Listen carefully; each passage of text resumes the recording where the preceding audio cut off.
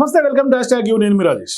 తెలంగాణ ప్రభుత్వ కార్యక్రమాలకు సంబంధించి కొద్ది రోజులుగా తెలంగాణలో చాలా ఇంట్రెస్టింగ్ విషయాలు కనిపిస్తుంది.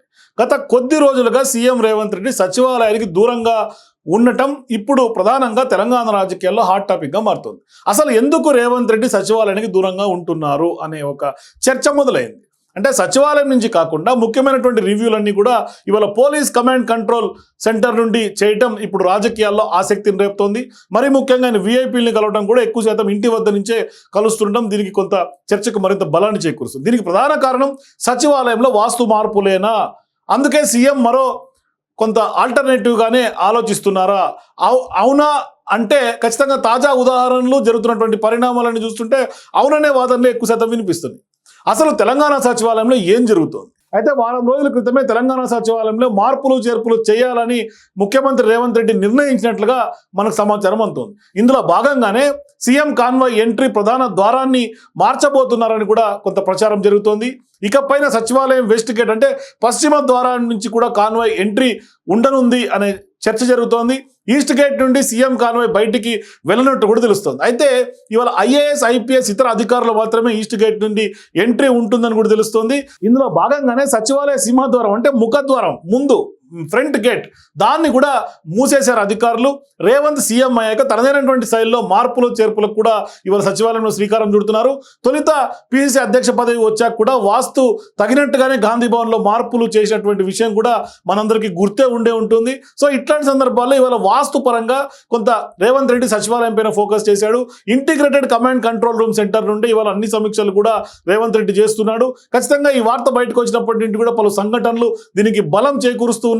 సీఎం గత కొద్ది రోజులుగా ముఖ్యమైనటువంటి సమీక్షలన్నీ కూడా బంజారాహిల్స్లోని ఇంటిగ్రేటెడ్ కమాండ్ కంట్రోల్ సెంటర్ నుంచి కూడా నిర్వహిస్తూ వస్తున్నారు.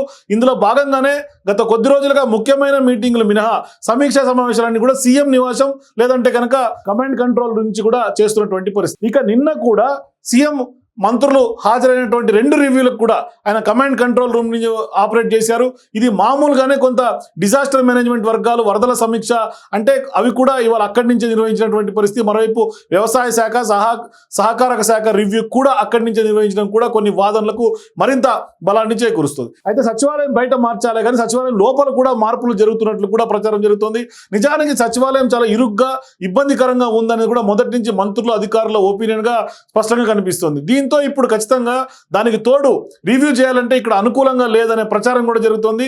దీంతో పాటుగా సీఎం ఛాంబర్లో పలు మార్పులు చేస్తున్నట్లుగా కూడా తెలుస్తుంది. మరీ ముఖ్యంగా సీఎం ఛాంబర్లో ఆయన ఎప్పటి నుంచో 6th ఫ్లోర్ నుంచి కాకుండా కొంత ఇంకా 9th ఫ్లోర్కి వెళ్ళాలని కూడా లక్కీ నెంబర్ 9 కాబట్టి 9th ఫ్లోర్కి వెళ్ళాలనే ఒక ప్రతిపాదన కూడా కొంత ప్రచారంలో ఉంది. గతంలో మాజీ ముఖ్యమంత్రి కేసీఆర్ వాడే ఛాంబర్లనే ప్రస్తుతం మంత్రులు కూడా వాడుతున్నటువంటి నేపథ్యంలో వాటిలో కొంత ఇబ్బందులు వాస్తు విషయంలో కూడా కొంత గోడలు కొన్ని అటు ఇటు మార్పులు చేర్పులు చేసినట్లుగా కొంత అయితే మనకు సమాచారం ఉంటుంది. సోమవారం ఒక రివ్యూ జరిగిన తర్వాత ఆయన ఓ కార్యక్రమంలో పాల్గొనడానికి రవీంద్ర భారతికి వచ్చినటువంటి సీఎం సచివాలయానికి వెళ్లకుండా మళ్ళీ తిరిగి కమాండ్ కంట్రోల్ రూమ్కి వెళ్ళడం కూడా అక్కడే వ్యవసాయం శాఖ పైన కూడా రివ్యూ నిర్వహించినటువంటి నేపథ్యం మీద కూడా కొంత హాట్ టాపిక్గా మారింది. దీంతో ఈ వాదనలు ఏదైతే సచివాలయంలో మార్పులు జరుగుతున్నాయన్న వాదనలు బలంగా వినిపిస్తున్నాయి. మొత్తం మీద సీఎం సచివాలయం కాకుండా ఇతర ప్లేసుల్లో రివ్యూ నిర్వహించడం ఇప్పుడు కొత్త ప్రచారాలకు తెరదీస్తోంది. దీనిపైన సీఎంఓ ఎలా స్పందిస్తున్నది మాత్రం ఖచ్చితంగా సమాధానం రావాల్సినటువంటి అవసరం ఉంది. వాళ్ళ స్పందన ఏ విధంగా ఉందనేది మాత్రం వెయిట్ చేసి చూడాలి. For more videos please watch #.